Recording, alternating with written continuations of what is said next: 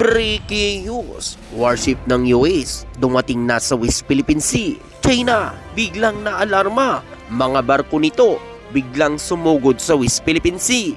Ito ang atin tututukan ngayong araw na ito. Saglit lang ito mga kababayan, kaya humanap na ng pwesto. Tara na, umpisahan na natin ito.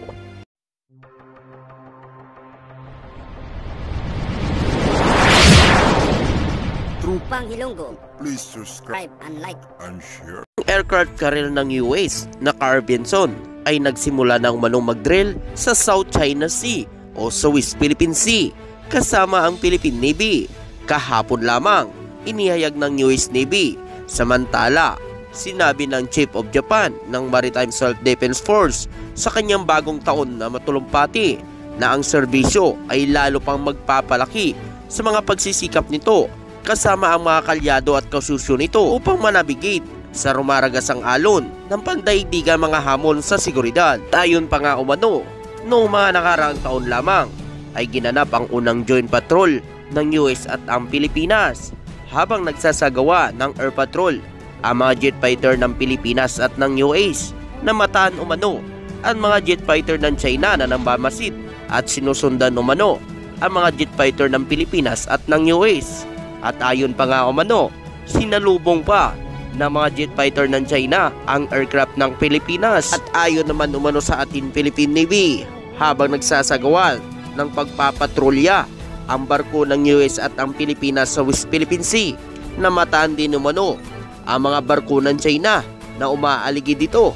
Dalawa sa mga barko ng China ay merong missile frigate. Iyon sa naging pahayag ng ating Philippine Navy. At ayon pa nga umano, ang mga drills ay idinisinyo upang isulong ang pinagsamang mga kakayahan sa maritime domain. Magkasamang maglalayag ang mga kalyadong pwersa at lalahok sa pinahusay na pagpaplano at mga advanced operation sa komunikasyon pandagat.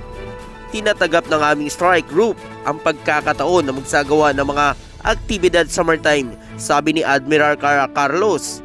Ang paglalayag ay pagpapatakbo at magkasama na nagpapakita ng aming pangako sa pagpapabuti ng aming interoperability at pagbabahagi ng impormasyon sa Armed Forces of the Philippines upang mapahusay ang aming kakayahan, makipag-ugnayan at kamalayan sa maritime domain at iba pang mga nakabahaging interes sa seguridad. Yun pa nga umano sa nakalat nating impormasyon, bigla umano na alarma ang China nang malaman na muli na naman mag-joint patrol ang Pilipinas sa West Philippine Sea. Ayon pa nga umano, ang joint patrol na ginanap noong nakaraang taon kasama ang Pilipinas sa South China Sea sa pagitan ng dalawang bansa ay naganap noong November 23, 2023 ng Littoral Combat Ship ng US Gabriel Gifford at isang P-8 Poseidon kasama ang Philippine Navy, frigate na BRP Jose Rizal at BRP Coronado Yap at Gregorio del Pilar, ang dalawang Philippine Air Force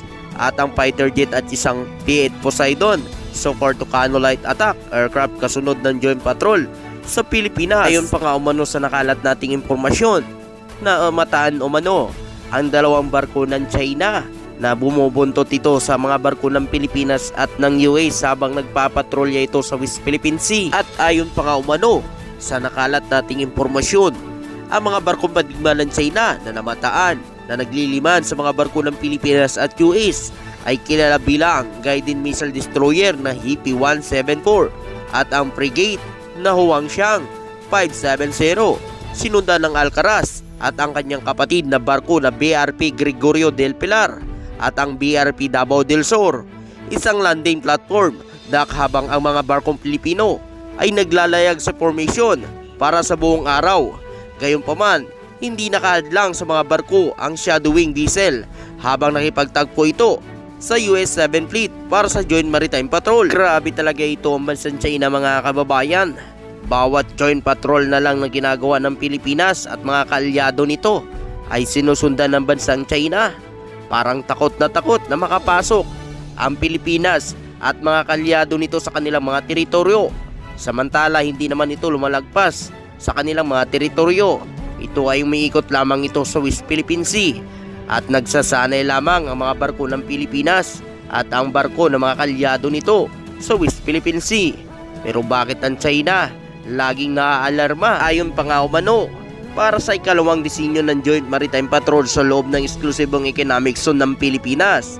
Nag-deploy ang ating Philippine Navy ng 4 na sasakyang pandagat habang ang UAS sa Indo-Pacific Command ay gumawa ng 4 vessel flotilla na binubuo ng aircraft carrier, guided missile cruiser at 2 destroyer.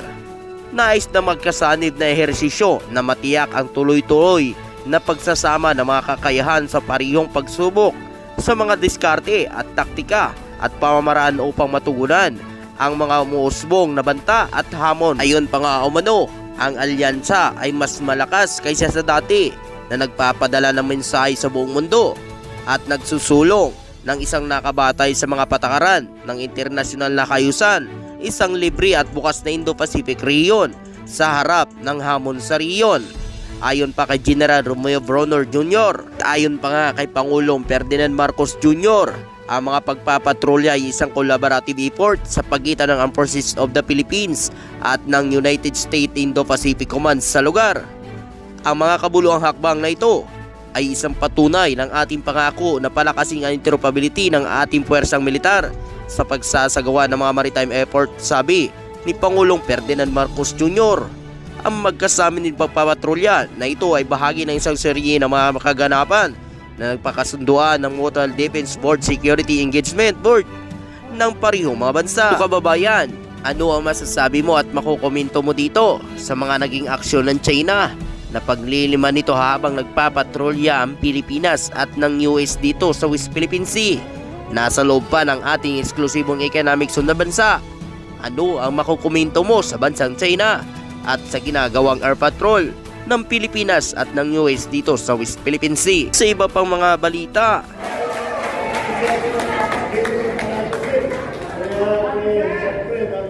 nandyan ang malaking pasasalamat. Alam naman natin ang pinagdaanan natin lahat. Lalo kayo, nung naging ng kampanya, hanggang tayo naman ay naging matalumpay ang ating kampanya. Kaya naman, panahon naman natin ngayon na sumaya ang ginawa ng ating sa supporter ninyo. Lahat ng mga Pilipino na tumulong sa atin. At dahil nga, tayo pala na yung ang inyong mga ginawa. At alam naman natin, hanggang ngayon, tinatanong ako ng mga ibang Pangulo, ibang Prime Minister, pag nag-meet kami. Balitang-balita, sabi nila, yung social media mo, yun ang effective na nangyari ng gusto.